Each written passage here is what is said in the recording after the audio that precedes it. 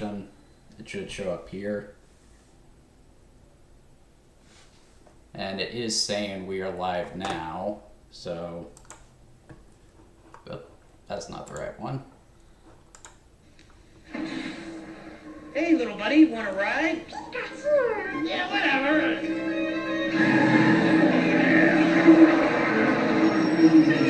I'll be right back.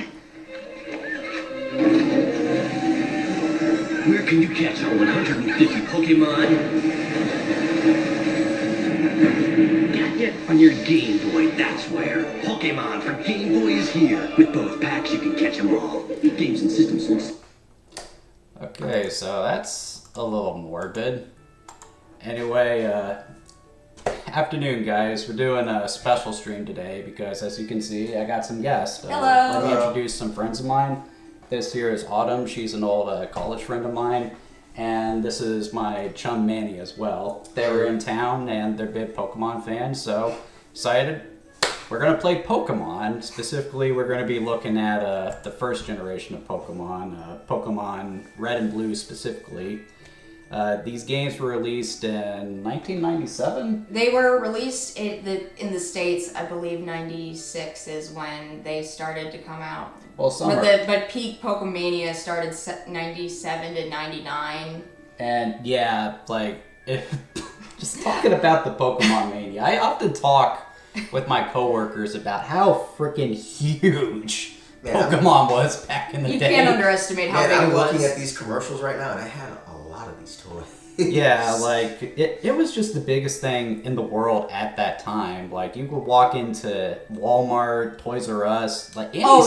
Exactly. I had those. I have a very good memory of having the Pokemon, this exact thing, at my grandma's house on vacation when I went, out of town to go visit. I rest my case. Yeah, It was dude, just... that's a very happy memory. You have no idea how happy that memory is. I remember begging my mom. She used to work at Toys R Us back in the day. I remember begging my mom getting like these toys of like Venusaur, Charizard, and Blastoise that they sold back in the day. And I specifically remember like the Blastoise toy was like a little water squirt gun thing. You press the back of its shell and it shoots water out of its cannons. And the Venusaur was like this little retractable thing for its Vine Whip. I think I remember those. So as you can see, we got a lot of memories with Pokemon. Anyone our age is going to have memories with Pokemon. Yeah, we're kind of the peak demographic. Go ahead, sorry. Which is funny to think because, like, when these games were being made, there was actually a little bit of resistance at Nintendo whether or not they should be made. The whole concept of it was, like, the guy who came up with the idea, he was big on collecting insects as a kid, and he wanted to create a game based around that feeling, but also one that would take advantage of the Game Boy's link cable, which is why they released two versions of the game. The whole collect them all aspect of it, you had the two different versions, and they're both the same, but one version has Pokemon that the other doesn't, so if you wanted to fill out the Pokedex, you had to trade, and because of that, it just became big in Japan, and then it came to America. You had the anime, you had the games, you had tons of merchandise. It was just a phenomenon. We were all there. It was all completely insane. I was born in 1995, and if you look at any Pokemon game that comes out, the earliest copyright date is 1995. The game was in production for 6 years, and it was a torturous development cycle, and it's a miracle that the game came out at all. It's a miracle that it's even as functional as it is. It's notoriously buggy. It's hopes and dreams. And Did You Know Gaming did a great translation of some magazine in Japan that was basically that Porygon was a joke written for us, the people that were growing up, because they were being asked, why are you making a Game Boy game? Why aren't you making a 3D polygon game? And they thought, wouldn't it be so funny if we put in our Game Boy game? Because what most people don't realize is that the life cycle of the Game Boy was expanded significantly by the release of Pokemon. The system got a new lease on life because obviously, you could put your Game Boy games in your Game Boy Color if you had that. But also, if you just had an old Game Boy, Red and Blue were for Game Boy. Yeah. Yeah, and of course, the original Game Boy games were backwards compatible with the Game Boy Color. So And even the Game Boy Advance too. exactly. And honestly, if you were to ask me right now, I can't really think of an actual Game Boy game that's, that would be considered iconic outside of Pokemon. I feel Outside like of Tetris. yeah, and The one that got blown up in the Gulf War is in a museum, and that's like the only second most iconic Game Boy game. That's another story though. yeah, That's a different time. But yeah, I can't honestly think of regular Game Boy games that would be considered iconic or that I would love to go back and play. It wasn't until the Game Boy Color where things really started to get going, with releases of course, Pokemon, Gold and Silver, DX versions of Link to the Past and Metroid, as well as Zelda. So, yeah, I mean, it really did give... Pokemon really carried the Game Boy brand all the way through to the Game Boy Advance generation, which we might talk a little bit about. We have we have some questions just to be like, hey, here's some trivia about what Pokemon games we played. My first Pokemon game was actually Emerald. I was 10 years old. It was my 10th birthday, so I find that very cute. So I guess we should transition into some gameplay as well. Yeah, we probably should get that going. Yeah, we should get that going. So Jager can get that going, and I'll ask us all a question. What was everybody's first Pokemon game, and by extension, what was everybody's first starter? Because, like I said, I had Emerald as my first Pokemon game. That meant that my first starter ever is Chikorita. Technically, I started with Pokemon Yellow, so in this case, it would be Pikachu. Although I did get a copy of Pokemon Red after the fact. I chose Bulbasaur in that case. And I remember preferring the Red version over Yellow. Something about it. I don't know what to tell you. When it comes to playing Pokemon, specifically the Game Boy Advance versions, I got Pokemon Fire Red and Pokemon Leaf Green one Christmas, the same Christmas. It was excellent for me. And when I first played through a Kanto game, I picked Squirtle. To be honest, it was so long ago. Like, I know my first Pokemon game was Gen 1. I think it was a blue version. We actually had both versions now that I think about it. And like I had to share with 3 brothers. Yeah, so that's what I was gonna say. There's that. I didn't get to pick my starter, but I probably picked either Charmander or Squirtle, because I don't think anyone picked Bulbasaur. He just said he did. I wasn't listening. I was focusing on something else. Yeah, I know. Making sure this is gonna work. We're working it out. Yeah, that's the thing about these Pokemon games. You only had one save file, so this isn't like something that you could just share with your sibling. Yeah, and a lot of the cartridges that are flowing around, unfortunately, the battery back is going bad on them too, so it's hard to even get a copy that saves these days unless you have to know how to fix that. Thankfully, it's not too hard of a fix, but yeah, you can't just... Batteries have to break. But before we get on another tangent, like, this is Autumn's favorite game, he's gonna play for us. I'm gonna sit in the background here.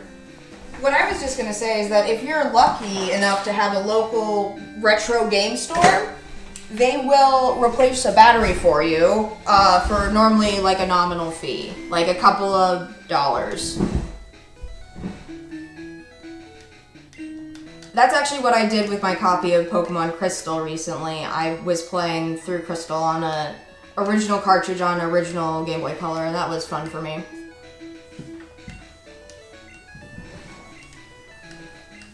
I really like how they've reused the intro to this game in so many different mediums. They've used it in both the anime. Let's just be blue this time. I think everyone who played this game probably named their character Ash because, let's face it, we were all really attached to the anime when it first started airing. Oh, of course. We wanted the video games to represent that. That's why they made Pokemon Yellow, just to make it more like the anime. And also, Pokemon Yellow smoothed out a lot of the bugs that I already mentioned in Pokemon Red and Blue because, like we said, that game... there's certain exploits that you have to play Red and Blue with if you want to pull them off. Yellow fixes some of those things.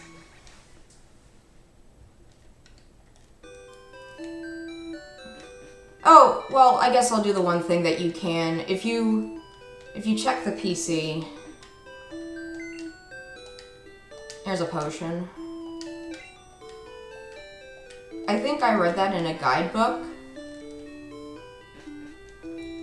Yeah, I had the Pokemon Yellow guidebook, and it was very helpful in getting through the game, believe it or not.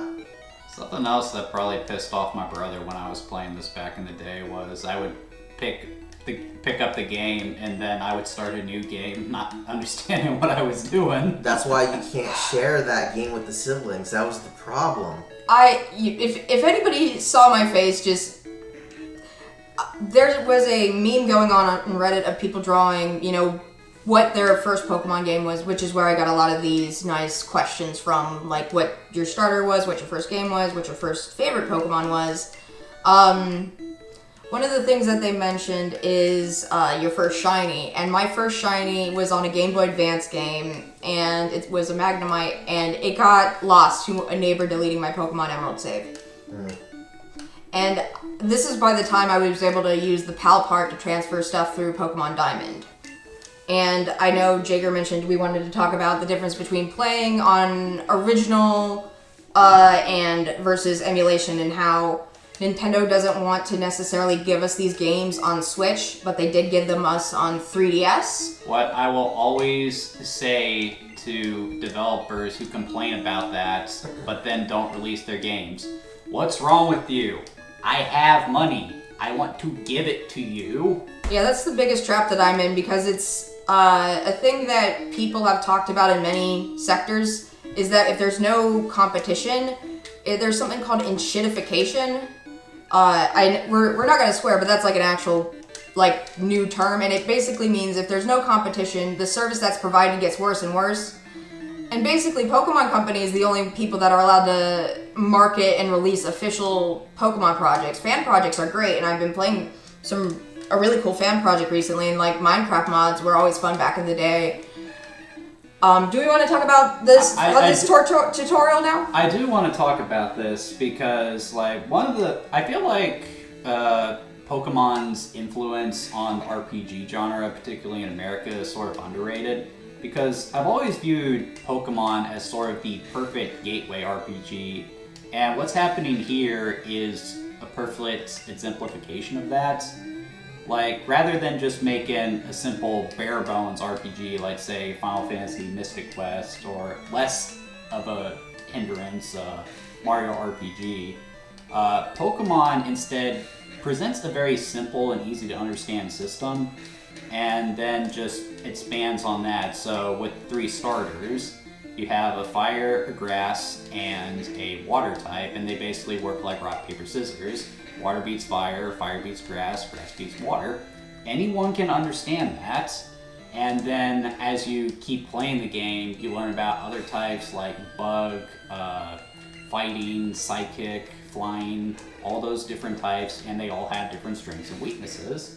Anyone can understand that, and that's why I feel like Pokemon is just the perfect beginner's RPG. Yes, Final Fantasy VII, it's the game that puts RPGs into the pop culture, but Pokemon is the one that I feel made sure it stayed there because it kept introducing young players to the concept of an RPG. Let's hear from Manny, because he's been very quiet. Yeah, and I just had to check just to get my timeline straight. And believe it or not, technically, Pokemon wouldn't be the first monster catching RPG, and I know there's a lot of monster catching RPGs that came out. I think Monster Rancher predates it. Does it? I thought that was a PS1 game. I think you're right. I might be wrong. But I know Shin Megami Tensei predates Pokemon, and that could also be considered a monster catching RPG. The best way I could describe it is Pokemon for crazy people. It's crazy tough. It's not something accessible for children. It is not for me. It's not accessible for children. It's a very brutal RPG. But don't even get started on the Persona series. That stuff is nightmare fuel. Yeah, but Pokemon really put the monster catching RPG into the into the mainstream. It also came out very similar at the same time as Digimon, so it had a very strong competitor, which is why I brought up that term, is that Pokemon and Digimon were fighting it out for superiority here in the North American market. And, I didn't mean to click that again. Cool. And if you check the S&T timeline, believe it or not, like, they had their own spin-off of Mega 10 game that, with 2 versions similar to Pokemon Red and Blue, to compete with Pokemon themselves. They had games going all the way up until the Advance era. And one of the tragic things, one of the negative things that effects that Pokemon and Digimon had was with the animes that were running at the time, both extremely popular and on competing networks. They were constantly having these great big humongous marathons, and because of that, other shows at the time that were very high quality ended up getting shuffled around the schedule, and because of that, they would end up with low ratings and would be canceled. Alright, we got our first wild encounter.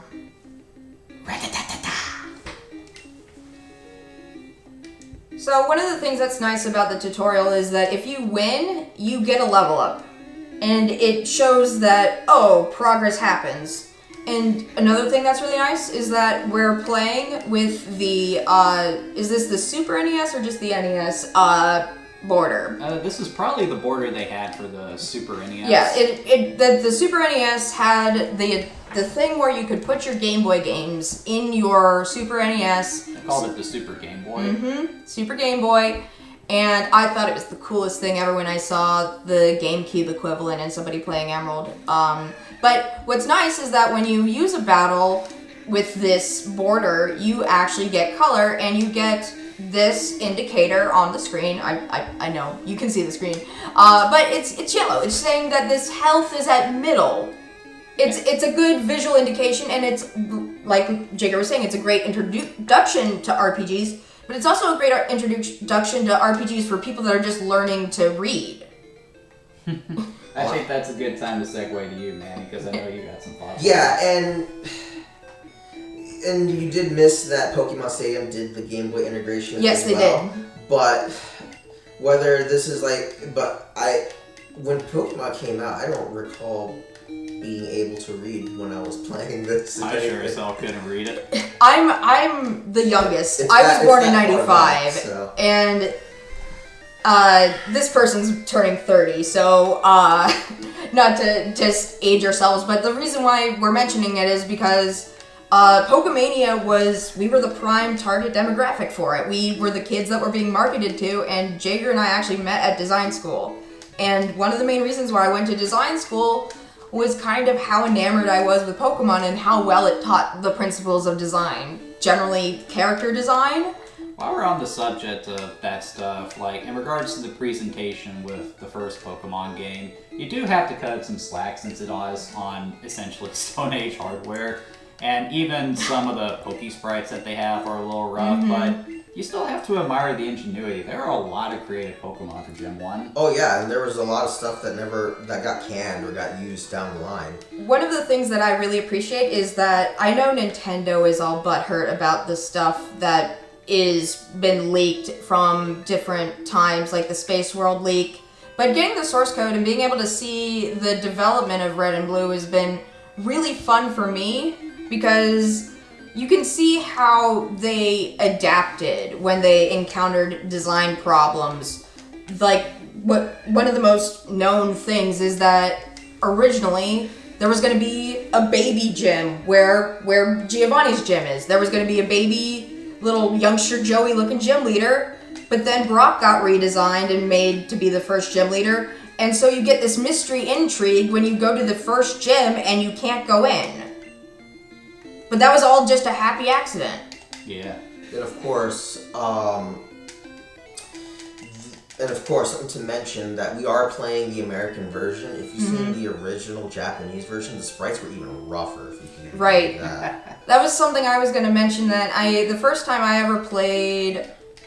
Okay, well, you didn't give me any Pokeballs. Okay, I haven't played this in just a hot minute, and I wanted to make sure... Because one of the things that's nice about comparing older Pokemon games is that when you go back and do whatever the equivalent of the Oaks parcel quest is, when you are given access to Pokeballs in the wider world, normally they'll give you at least some in the newer games. But in this game, there's a whole bunch of things that are quality of life changes that you don't notice until you go back to play this. And there are also some balancing issues with the mechanics too. I think the most famous example would be due to a programming error. The Psychic type got an overpowered stat boost, so very few weaknesses to exploits.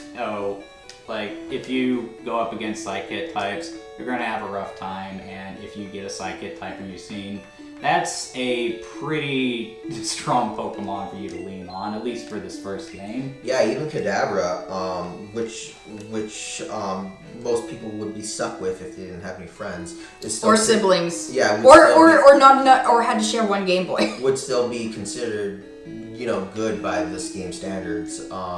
And like you said, with very little counters to it, it was nigh unstoppable. So this over here, just to, not to interrupt, but this over here is an optional rival fight, which I learned about because of the guidebooks. Continue.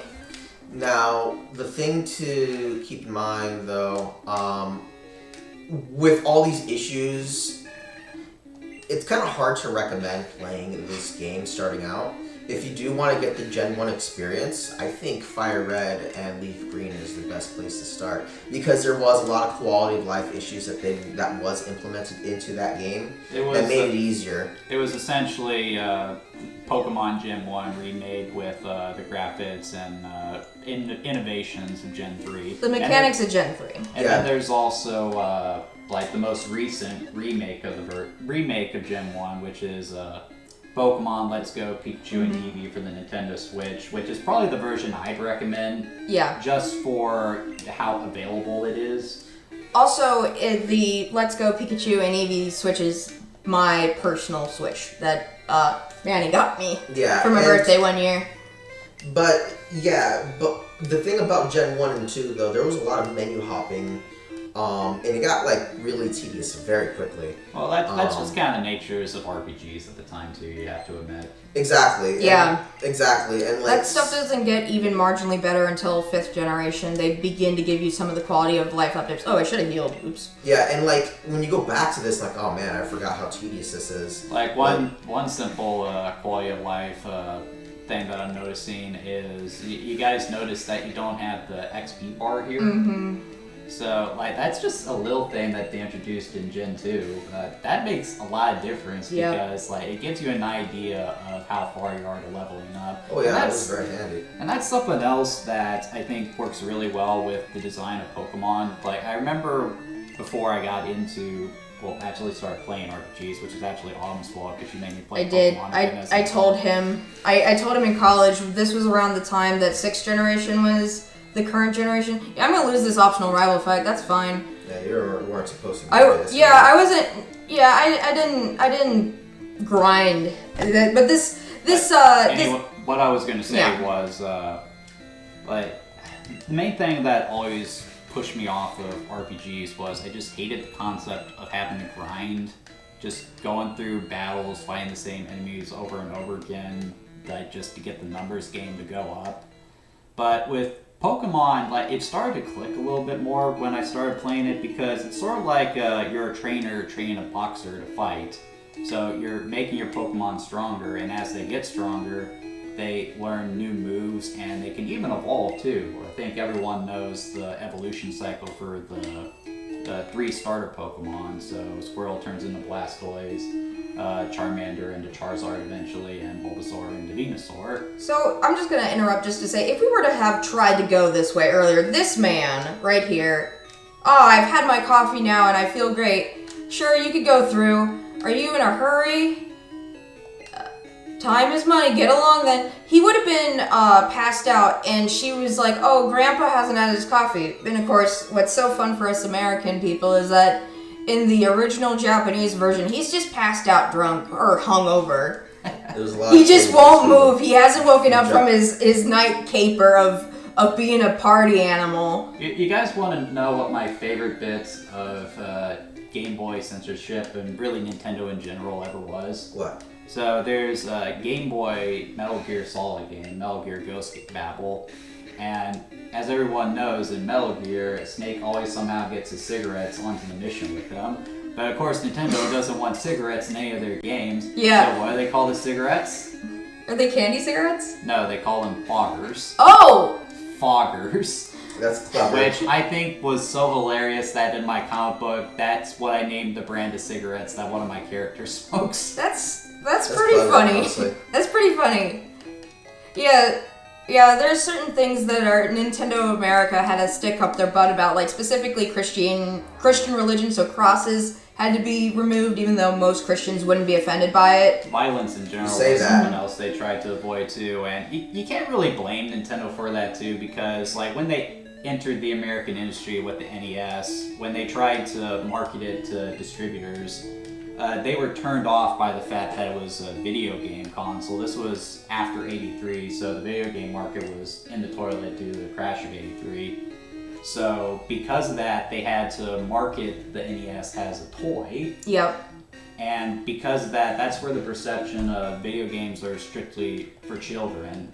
And because Nintendo was so fixated on maintaining that, because they thought that's what they needed to do, when Sega entered the market with the Genesis and started pushing more mature games, that started leading to problems, and that's why eventually why we had the ESRB in place to sort of regulate that. And at the time, people were really concerned about having a rating system. They thought that would affect sales, but what they failed to realize was that when you put a rating on a video game, then that means you can do whatever the hell you want. You have consumer choice. Yeah, and I will say that whenever there's some sort of, huge phenomenon, there's always going to be that sort of quote-unquote counterculture. Like, Oh, yeah. yeah, before Pokemon, it was D&D. Now you tell somebody from back in the day, if you told somebody back then, oh yeah, like 30 years from now, D&D is going to be popular again, like, no way. One of the But after D&D, they moved over to Pokemon, and now that had controversy for whatever reason, Well, and it was controversial because even back in the day, like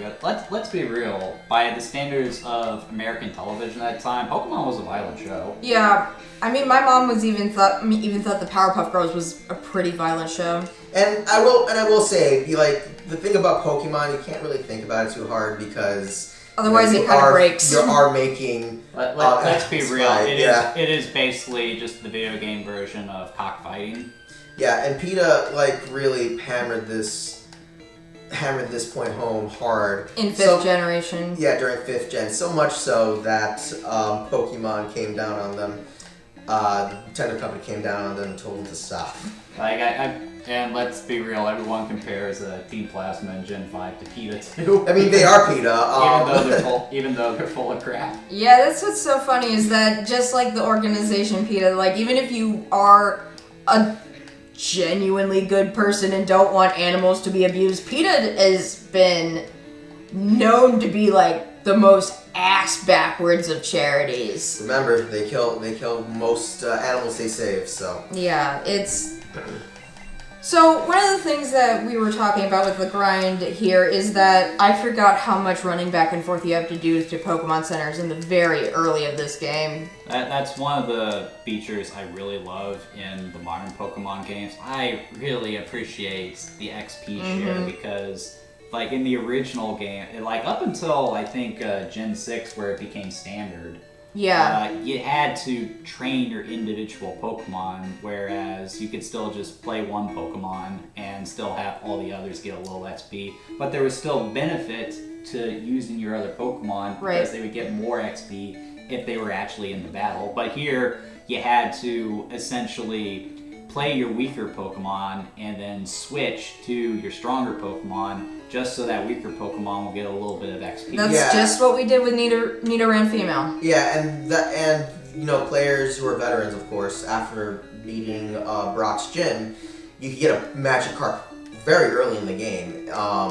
And for somebody who may have never played Pokemon, this Pokemon's worthless. Why would I, use this? But if you knew what you were doing, as soon as you came out of the cave, you had a Gyarados.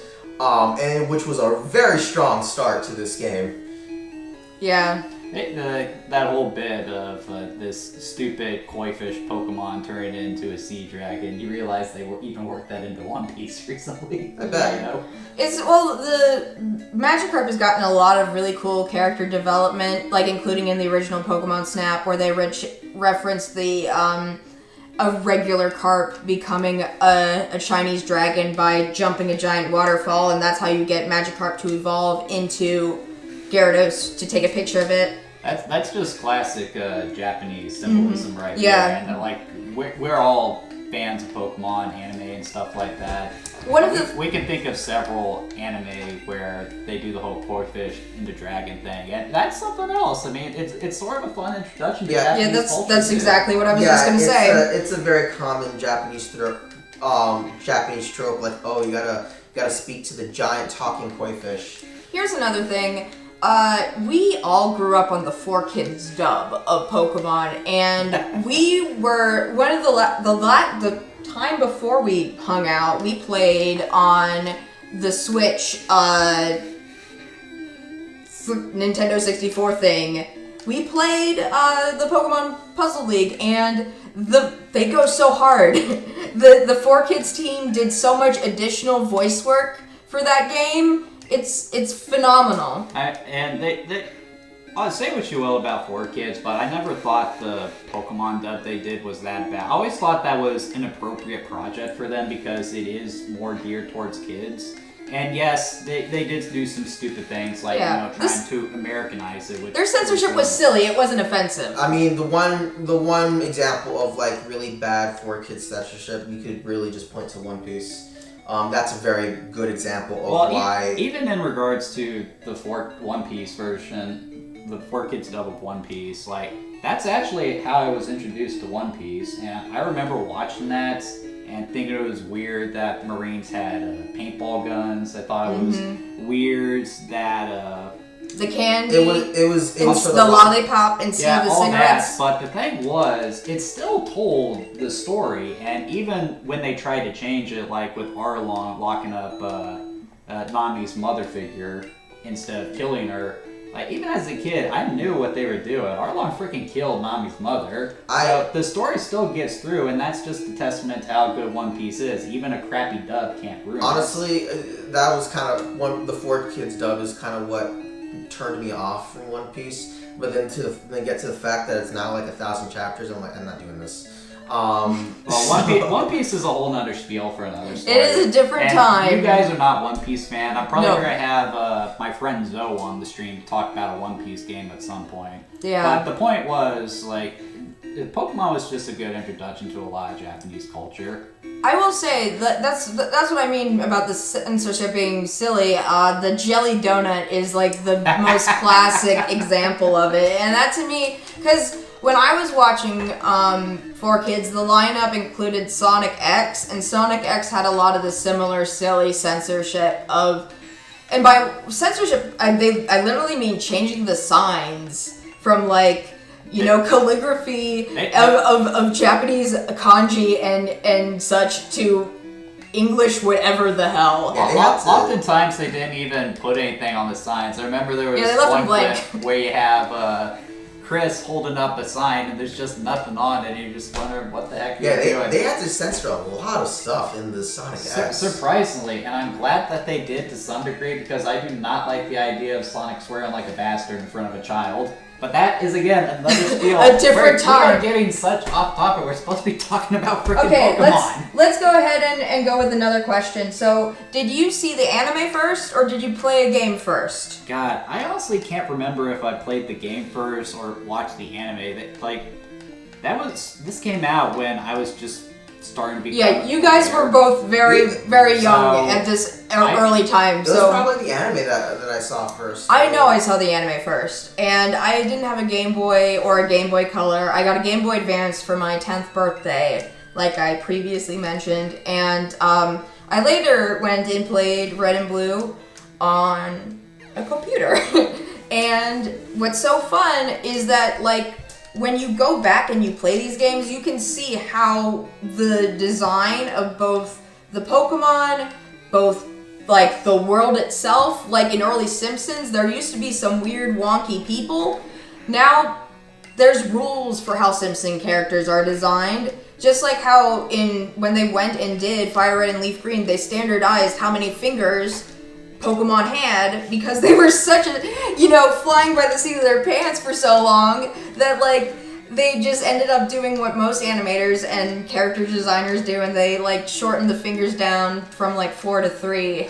But they did have to give Mr. Mime a canonical thumb because parents of the Japanese persuasion apparently didn't want children to be taught about the Yakuza cutting fingers off. But, and I would blame, and I think that's why Pokemon took over Digimon as far as popularity went, because at least Pokemon had some pretty strict, or not, I wouldn't say strict, but they had like clear guidelines, clear rules on how things worked.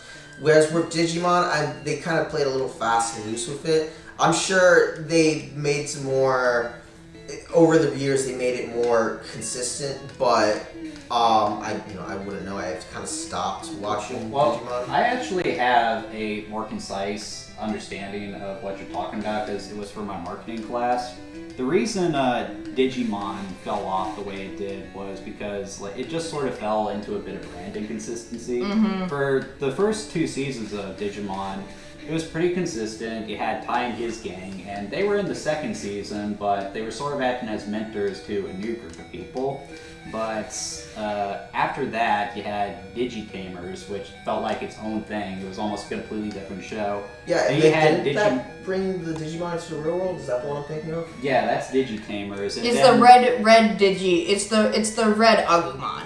And then you had, like, after that, Digimon Frontiers, and it just kept changing. It had the same effect that Power Rangers did, because a lot of people don't even realize that Power Rangers went on past Mighty Morphin, and the reason for that is they kept changing out the characters every season, and a lot of people just found it hard to care because they didn't have anything to latch onto. Whereas Pokemon, one of the big driving forces for it, because the video games come out and people play them, but what's likely to keep a kid's attention is going to be the anime, the TV show, and that stayed such a consistent continuity for so long. I mean, it wasn't. It literally just changed just now, and this, like we said, the game, the earliest date is 1995. Yeah, and that's the thing. You have to keep things simple.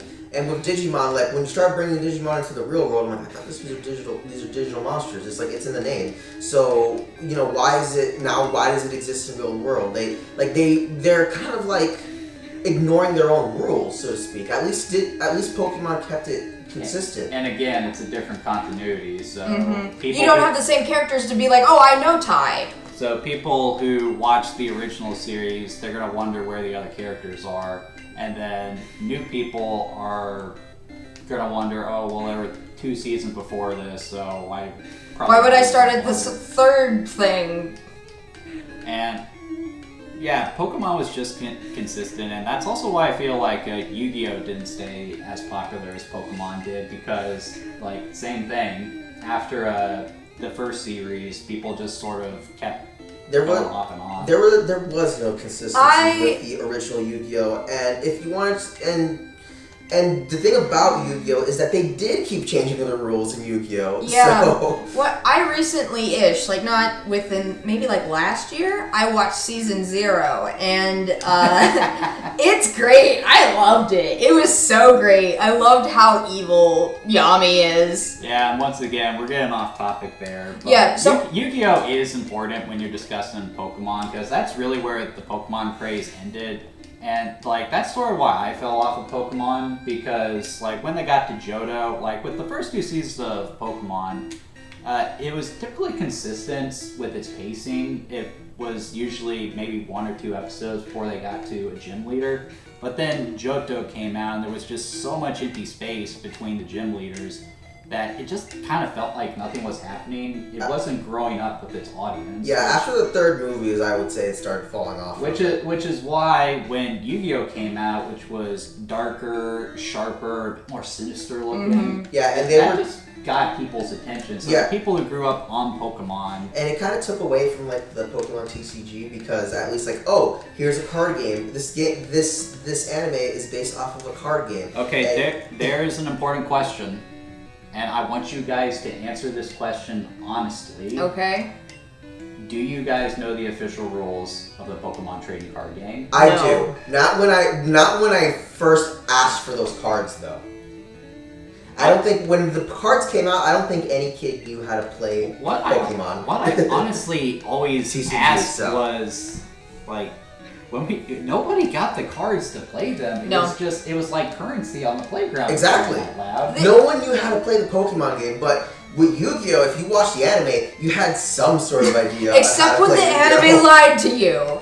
But even then, the anime lied to you. What I was going to bring up just to say about 4Kids is that Pokemon and Yu-Gi-Oh ended up being airing around the same time on Kids WB, which was on American broadcast television. I did not have cable growing up, so most of the anime experiences that I have is from the Kids WB, the Fox Kids, and whatever the CW would sometimes air. Well, the CW was eventually what WB turned into. Right, but the different blocks of the broadcast stuff. But I kind of wish when the TCG came out that they put more emphasis on showing kids on how it worked because it is a simple game and it's huge now. But isn't that part of why they put out the video game? Exactly. Pokemon trading card game? Yes, and it is actually very good. And apparently, there's a lost or a not localized second one. And yeah, that's crazy to think. Pokemon was so freaking popular that they didn't just release the card game; they made a freaking video game of it too. Yeah, and this was in the original TCG was released by Wizards of the Coast, but the fact that they couldn't get people to latch onto it early, or continue playing it during Pokemania I feel like was a huge failure because these are the magic people. Well, one of the things that I will say is that we all returned to Pokemon eventually. Obviously, we talked about our early memories with these games, but I have a solid collection of the original games. Some of them are my games that are my original cards from when they came out. My original copy of Emerald, my original Fire Red and Leaf Green. I eventually bought a copy of Blue that came with its box and manual, and a copy of Yellow that came with its box and manual. Yeah, for me, I was huge into Pokemon when Gen 1 and Gen 2 were making the rounds, but when Yu-Gi-Oh came out, that's around the time when Gen 3 hit the scene too, and I just was more interested in Yu-Gi-Oh! I just completely lost interest in Pokemon. Oh yeah. And then when I entered 6th grade and middle school, it was essentially social suicide to have any enjoyment of Pokemon or Yu-Gi-Oh!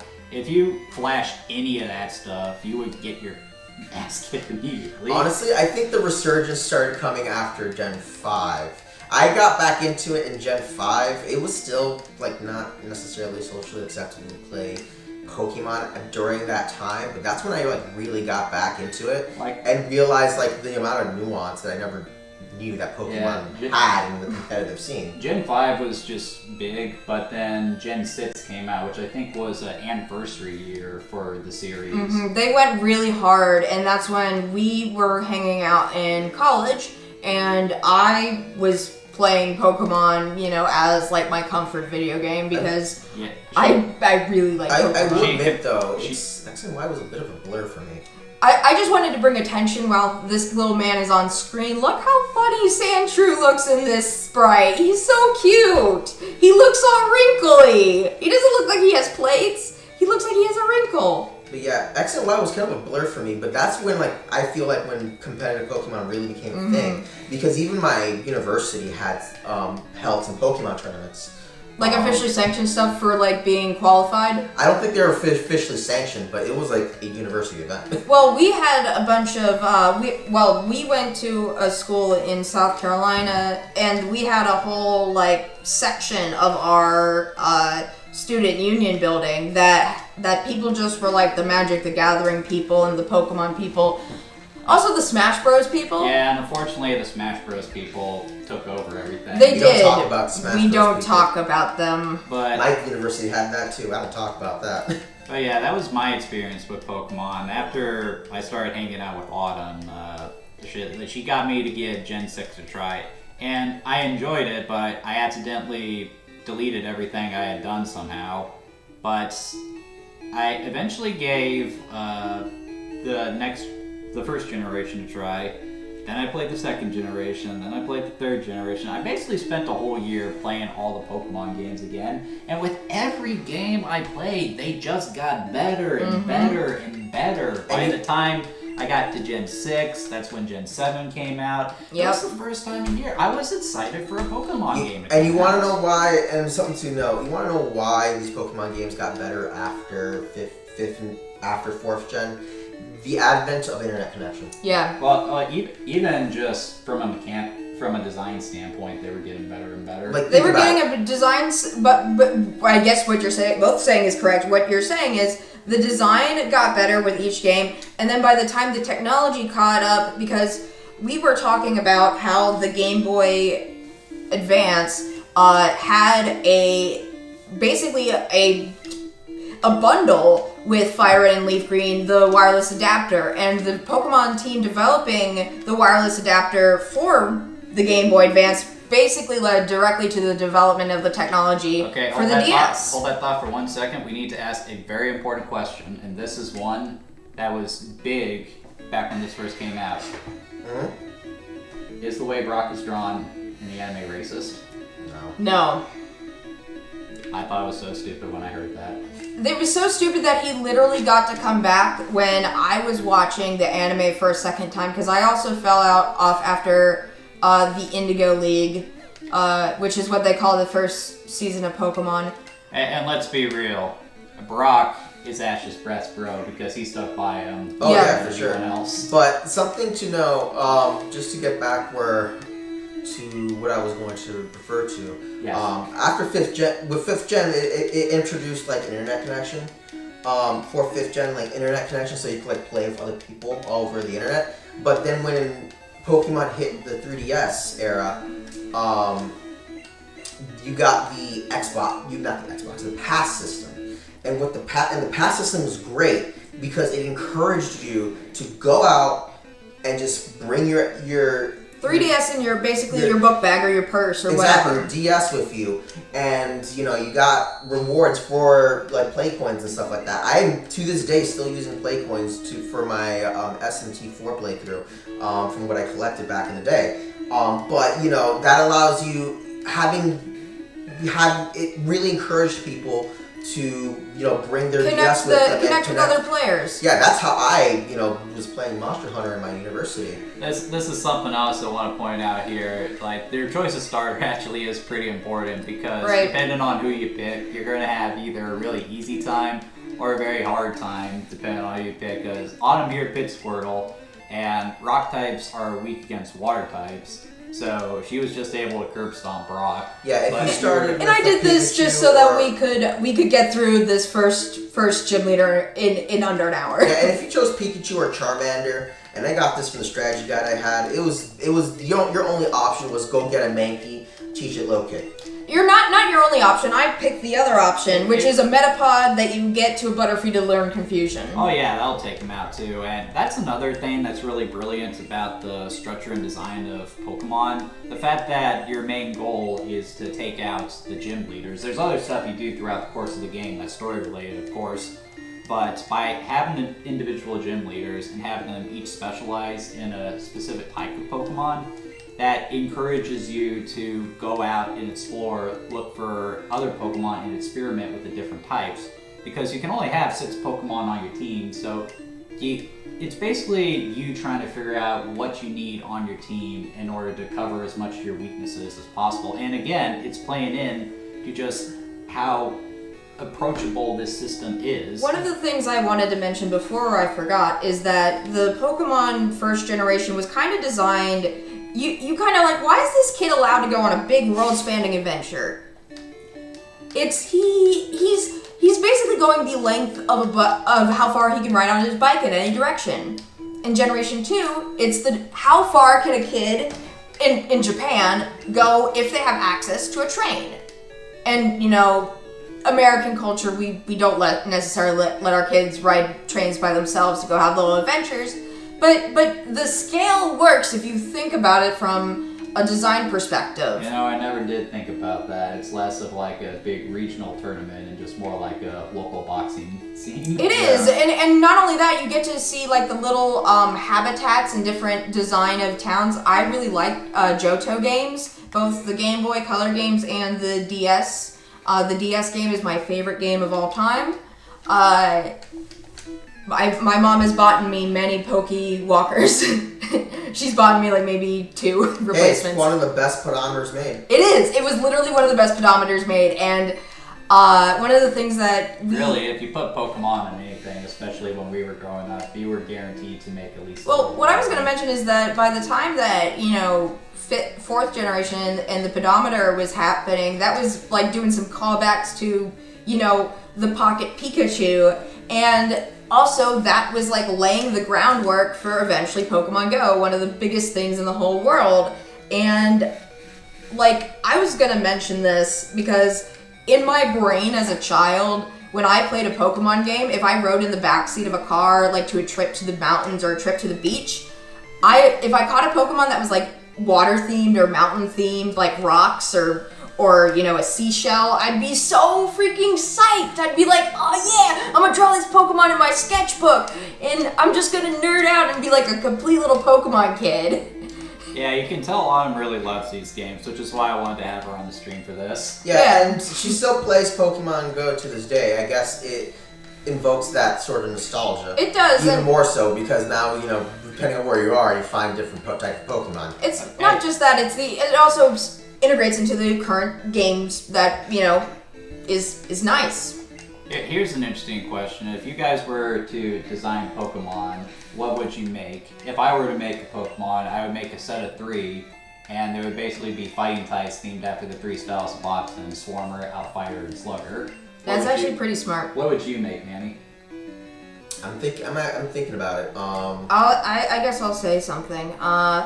So one of the things that I think is really cool about Pokemon is when they take like something that is unexpected, because if the time we're recording this is right before the second half of Scarlet and Violet's DLC drops. And the Apple Pokemon from Generation 8, I used to think that was stupid. But then I just like really loved the animation of watching the Apple Core like burst out for the Flappy Dragon. And then the big dumb dragon that's like slow is funny. And, you know, Diplin was introduced in the Teal Mask DLC. So, you know, I don't know. I just love Pokemon designs. They're so funny to me. Honestly, it's kind of hard to say what I would do because like whatever they've done, that could be done. They've pretty much done it at this point. So coming up with something like completely new that's, you know, within the realm of what could be believable is kind of tough. One of the things I was going to mention when we were talking about Digimon is that Pokemon has a much more cohesive design theory. Digimon can be so many things. And a lot of Digimon designs, in my experience, tend to be like super overdone. Like, and more mature. They're more mature. They're terrifying. Like with guns. Like and they don't always do the 4Kids Yu-Gi-Oh censor for the Digimon guns. Like, I'm not knocking it. I'm just pointing out that if parents are like put them up. Yeah, like just because Digimon, you know, in a weird way, like is a nice mirror to Pokemon because you get to see what it would be like if they decided to move on from Ash way earlier in the series. You realize that the dub company that handled Digimon, that was actually Saban, right? The guys who did what is it, Power Rangers? Sounds about right. Which is funny because Power Rangers is actually very similar in that regard. It's basically taken the footage from a show called Super Sentai and then just for the unmorph scenes, just shooting. New That stuff. was another one that they had to rewrite too. So. Yeah, and again, that sort of fell off for the same way Digimon is. Digimon's still around, Power Rangers still around, but it just wasn't as consistent as Pokemon was. And now Pokemon is like one of the biggest franchise that, like, if you count like all the money they make from the merchandising, the movie, Detective Pikachu. Did I go see that with you? No. I saw that with you. You saw that with me. Yeah, you saw the Detective Pikachu. Like, honestly, I think of what everything Nintendo has done, that Pokemon is probably Nintendo's most marketable and profitable franchise. Oh yeah, Because- Disney has Mickey Mouse itself has nothing on Pokemon. Yeah, Of the course- rats are fighting. Of course, the mouse now owns like a bunch of other properties under it, so like combined, Yeah. I'm sure it'll beat out Pokemon Yeah. in profit. But still, Yeah, the Disney mouse bought Star Wars and Marvel. They, even though they've got too much cultural saturation to like, because people don't appreciate a new Star Wars whatever like they used to appreciate when a new Star Wars came out. They do appreciate They it. appreciate it, just but not in that- the same way that there was when there was a Star Wars drought. I don't appreciate mainline. And while we're on the subject there, we are getting off topic again. That's just what happens when we're but talking it's about it is We're very very good profitable. friends if you can't tell. It is very profitable. There's a Pokemon thing for everyone. I need a slurp There's of a water. Pokemon thing for everyone. I think, but what I do enjoy about Pokemon that they've been doing in recent media, they're making it seem more lived in. Yeah, they are definitely do that, especially now that the games are going open world too. Yeah, like if you saw Detective Pikachu, for example, you just see Pokemon just walking around in the regular world. I'm like, yes, this. I was honestly more interested to see that than following that kid in the movie who was the very definition of a wet blanket. And He ruined that whole movie. I didn't think Detective Pikachu was a bad movie. If anything, Oh, it was wasn't. decent, It but- wasn't a bad movie at all. I just didn't think it was that. But great. I did really appreciate the world building. Like, oh yeah, these are Pokemon. They live in the world and they're part of the world. Although, the whole you can't Pokemon battle in here in the city. It was kind of weird, but whatever. Okay, so here's a good question. The Pokemon anime, with how freaking popular it is, it's had so many movies based on it. Yeah. What is the best Pokemon movie? You guys know what mine is, which is the second one, Pokemon the movie 2000, or The Power of One if you live in Japan. What do you I guys personally really like the Entei movie. I think the third Pokemon movie is the one I've rewatched the most. think? They just call that one Pokemon the movie 3, Yeah, but the third one. the title is Spell the Unknown. Yeah. So it's more of an unknown movie. It's an than unknown an Entei movie. I actually have one of those weird collections that has the Jirachi movie, the Latios and Latias movie, and I think one else, maybe the Lucario movie, something like that weird 3rd to 4th gen type area. But like I have a DVD copy of Pokemon the third movie, and you want to know what's so funny? I'm so much of a Pokemon fan. I watched it with the director's commentary on. Yeah, and in my opinion, I think the second movie was probably the best one. Nostalgia Critic really tore apart the first one. Well, the first one's not very good. He didn't have the context behind it,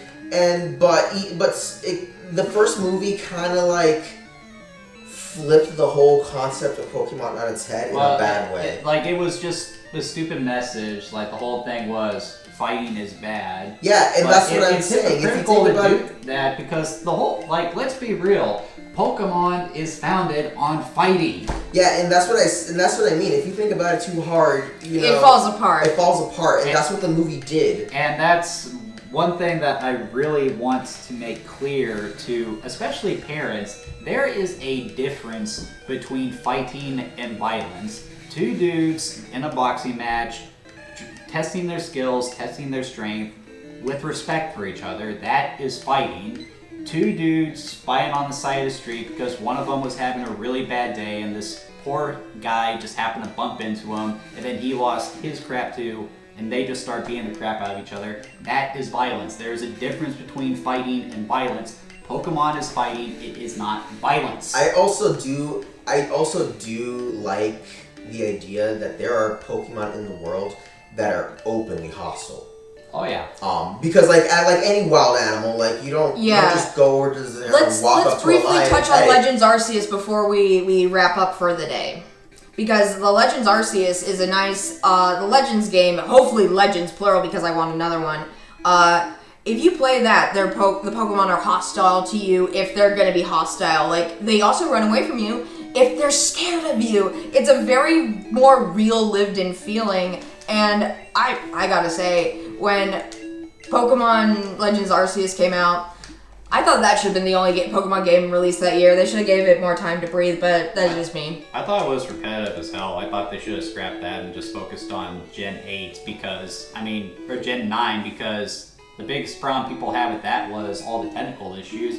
Maybe if you had not done this super repetitive open world game, instead put that extra work into polishing this really inventive approach to doing an open world Pokemon game, maybe you wouldn't have had that issue. I disagree. Because I feel like Legends Arceus created a blueprint of what Pokemon games should be going forward. There's two different types of Pokemon. There's the catching and the battling. If you're a battling type person, you don't appreciate the Legends Arceus strong versus agile style.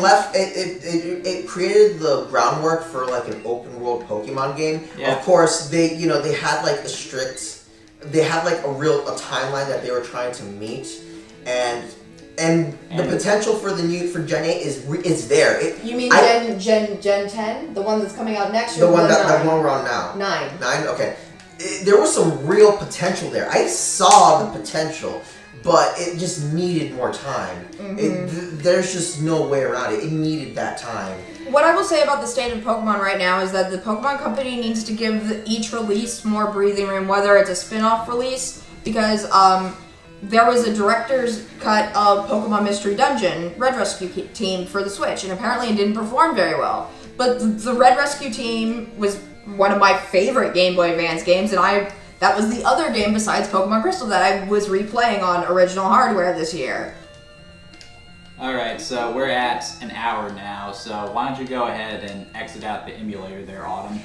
And then we'll just give some final thoughts on Gen 1. So don't exit that out, because that's how we end the stream. Obviously, yes. Okay, so I've done reviews on all the Pokemon games, so I have, and in order too, so I have a pretty clear understanding of it from a mechanical standpoint, and my thoughts on the first Pokemon game is that it laid the foundation, but it's just aged to the point where there's really no point in playing it anymore.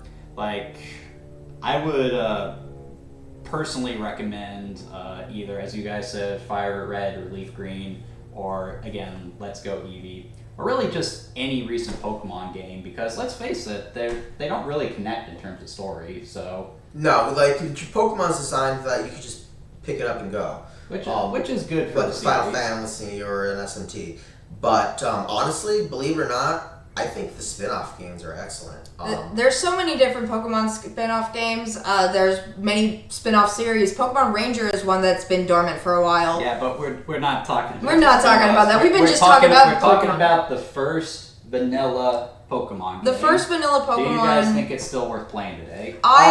If you really want to see what it was like, if you're just completely new, I don't think you should start with that one. I feel like if you are looking for a certain experience, Pokemon Red and Blue and Yellow are there for a reason. You should go back and replay them if you're interested to see the roots of the series. Just like I think it's important to go back and play maybe a wonky-ass NES title for a series that's still ongoing. Yeah, but as far as starting points, I think the best ones would be Gen 5.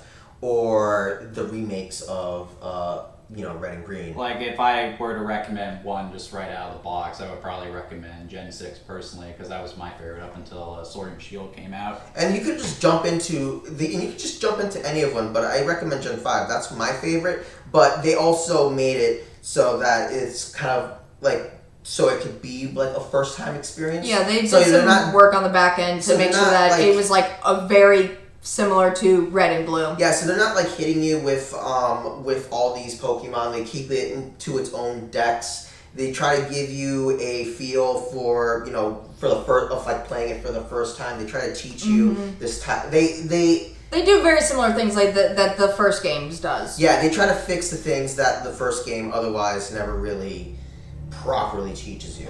I would agree. And what about you, Autumn? What do you think? Like, and outside of just the Gen 1 games too, what do you think would be the best starting point? I think one of the best starting places, if you have a Switch, you have plenty of options. If you want to play like a capture Pokemon game, Legends Arceus, if you want to play a battle game, pick Pokemon Sword or Shield.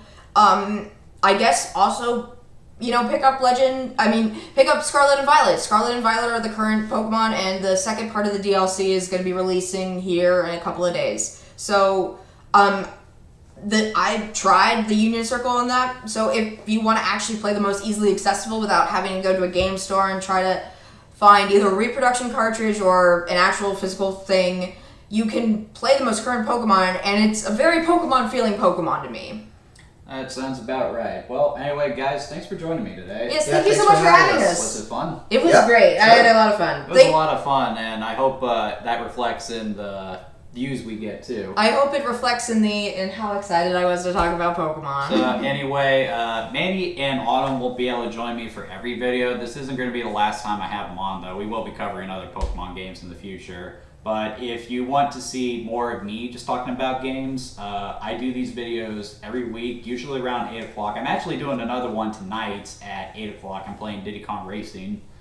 But if you would like to see more, please like and subscribe to keep up with it. After I do the live stream, I also post it to YouTube as just a regular video. So if that's something you're interested in, please like and subscribe. Yes. Anyway, you guys have a good night, and we'll see you next time. Yep. Excuse me, Autumn, because now I have to The star of the show. awkwardly turn the video off. Yes.